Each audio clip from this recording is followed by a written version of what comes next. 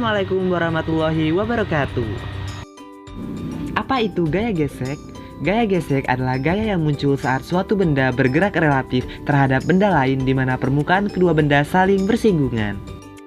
Pada konsepnya, gaya gesek terbagi menjadi dua, yaitu gaya gesek statis dan gaya gesek kinetis. Gaya gesek statis adalah gaya yang muncul sebagai reaksi atas gaya luar yang bekerja pada suatu benda saat benda dalam keadaan diam.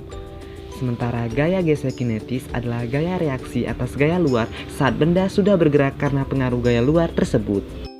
Perlu diketahui jika F kecil dari Fs maka benda masih dalam keadaan diam. Sementara jika F sama dengan Fs maka benda tepat saat akan bergerak.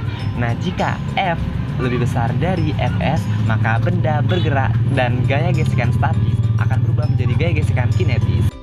Skuy, kita mulai praktikumnya. Adapun tujuan praktikum kali ini yaitu yang pertama, kita diharapkan dapat menentukan koefisien kinetis dengan menggunakan bidang datar. Yang kedua, kita diharapkan dapat menentukan percepatan pada gerak benda pada bidang datar. Step pertama, masukkan alamat web ke dalam Google Chrome. Jika kalian berminat untuk praktikum kembali, kalian bisa cek deskripsi di bawah untuk melihat tautannya. Jangan lupa nyalakan situs desktop untuk memperbesar layar tampilannya.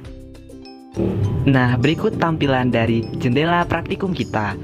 Kalian bisa lihat ada beberapa media yang kita butuhkan, yaitu stopwatch, kemudian meja yang di atasnya terdapat beban, tali penarik, kayu penyangga, dan mobil-mobilan. Selain itu juga kita disajikan grafik hasil pengamatan terkait panjang jarak yang ditempuh oleh mobil serta waktu yang dibutuhkan.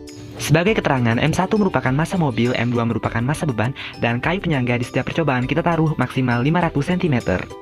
Percobaan pertama, atur terlebih dahulu jarak kayu penyangga yaitu sepanjang 500 cm. Kemudian M1 sebesar 100 gram, M2 sebesar 200 gram. Lalu klik start untuk memulai penempuhan waktu. Jadi di sini kita memperoleh waktu yang dibutuhkan adalah 1 detik 240 milidetik. Selanjutnya klik reset untuk memulai percobaan yang kedua.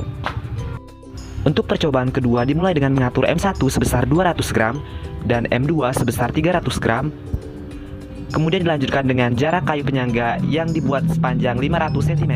Lalu klik start dan akhirnya diperolehlah waktu yang ditempuh sebanyak 1 detik 300 milidetik. Lanjut menuju percobaan ketiga, klik start, lalu atur M1 sebesar 300 gram, M2 sebesar 400 gram, panjang kayu 500 cm, lalu klik start dan akhirnya diperolehlah waktu kita yaitu 1 detik 340 milidetik. Berikut dilampirkan data hasil pengamatan.